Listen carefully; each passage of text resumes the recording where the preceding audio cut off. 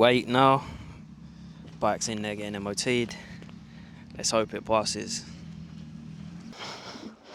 Hello, mate. Sorry? Nah, I'll probably will now.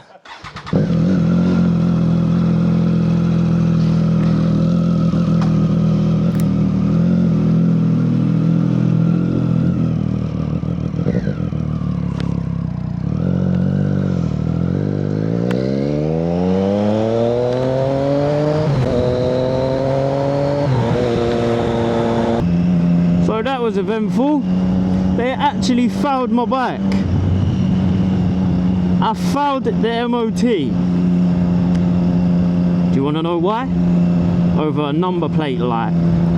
This had aftermarket number plate lights on it, little LED ones, literally that big. And one of the LEDs wasn't working, so they fouled it. They said, we can rip it off and then we can pass you. What do you want to do? Obviously, rip it off and pass me. Oh man, the laws in this country are just crazy, man. So there's 3 little LED lights, yeah.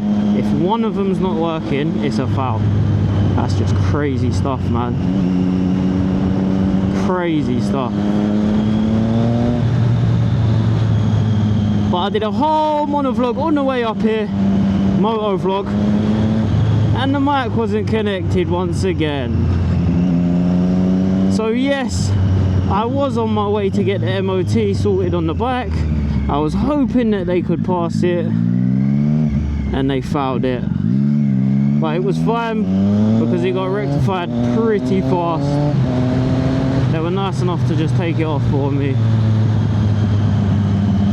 It only took them 2 minutes anyway. Bloody pigeons. Pigeons are so silly.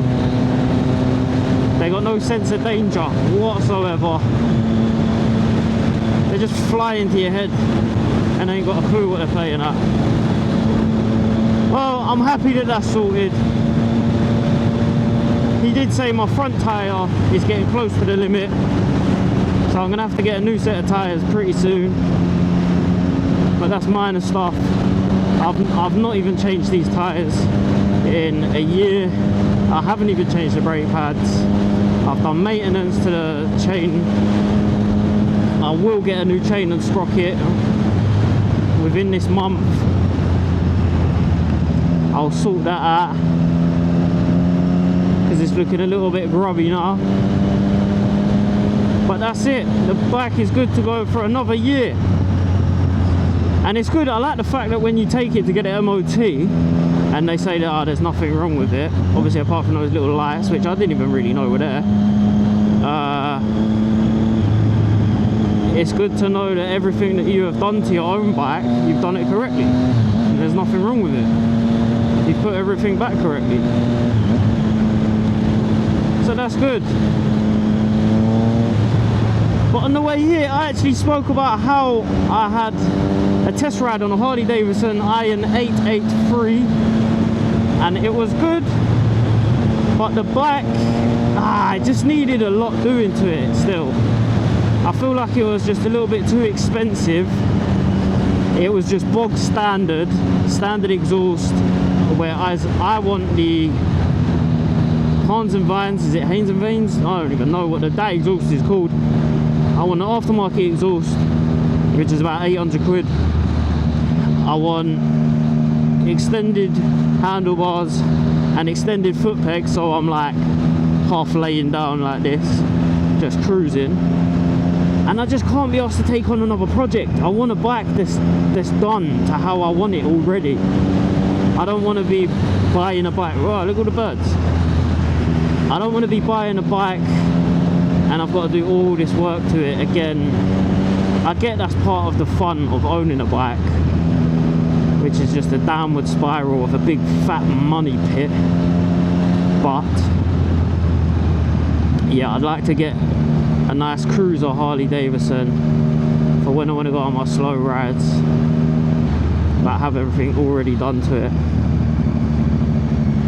And it's mad because the engines are just so different. Like this is a 675 and it's fast, it's pretty fast bike. You get an Iron 883, you think, oh, it's a higher number, it's going to be faster. Nah, it's not.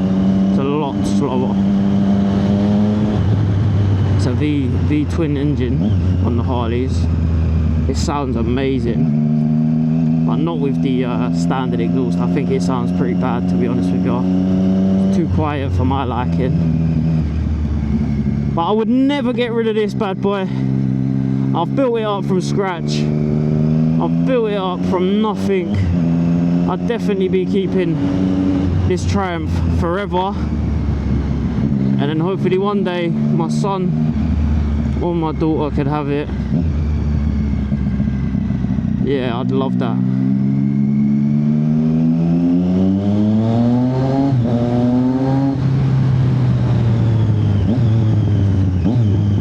Well, I was saying on the way up here as well, I had a video go kind of viral. It was how I went onto the other side of the road by mistake. But everyone seems to think they're experts on how to ride a bike. You're getting all the 60, 70-year-old men who cruise around on their Royal Enfields at 30 miles an hour saying you're an idiot, you're this, you're that.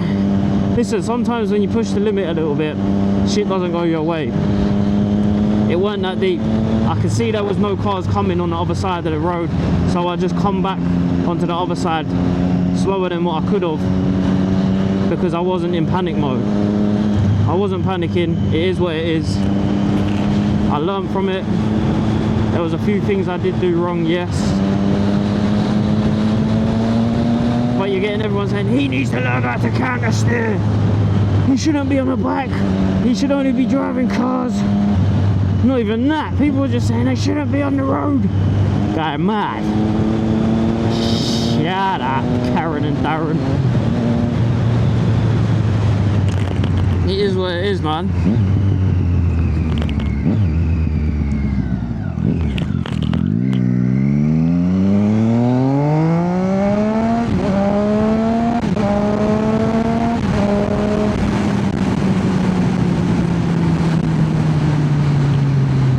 I also did another video talking about how to downshift like this. But it's how you rev match. That's not, the thing is, some people are complaining saying, oh, that's pretty standard, that's how you do it. But some people who are beginners don't know how to do it. It's not standard. A lot of people don't know how to do it. So I can teach you in the next video exactly how to do it, how I do it, and also how I upshift. Because when I'm over a certain speed, I don't even touch the clutch. You don't need to. If you're fast enough, like this, you don't even need to use the clutch. See that? No quick shifter.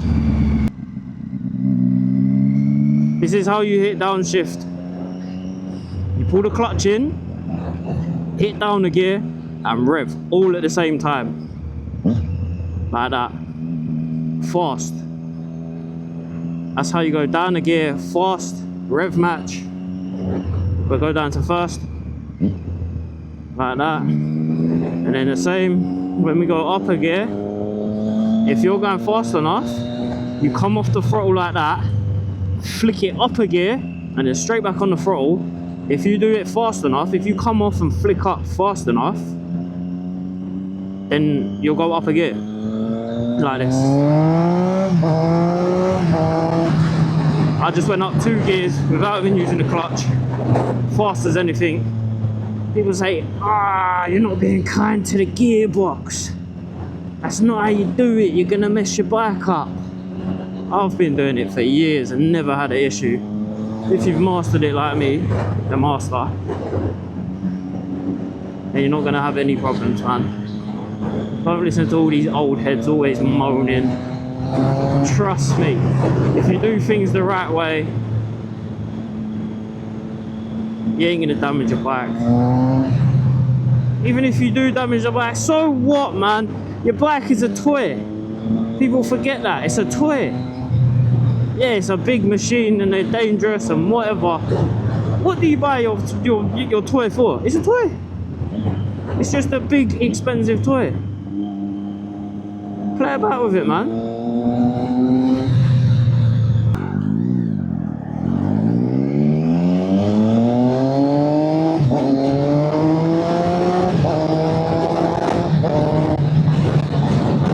Ah, the weather's taken a turn. It's beautiful today. It is rather hot though. I definitely need to invest in some summer riding gear. I need to get like the jacket where it's just got holes in it because this is so hot, man. It's too bloody hot, mate. Oh, I need petrol as well. Oh, look at them pops on the downshifts. Woo, woo, woo, woo. Ah, sounds so smexy.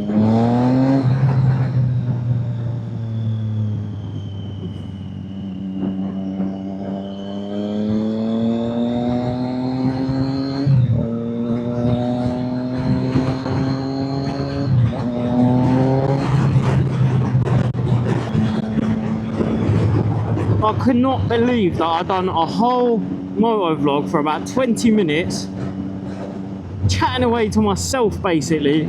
The mic, I have the DJI mic mini and it just disconnected from my camera. Does anybody else have this issue? Why does it just randomly disconnect when it feels like it? How do I fix it?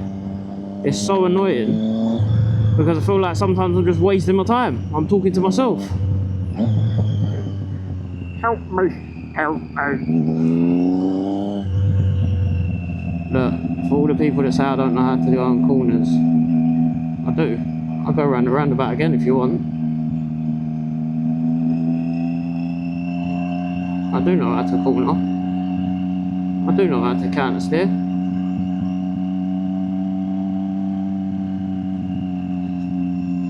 I've just done that to prove a point.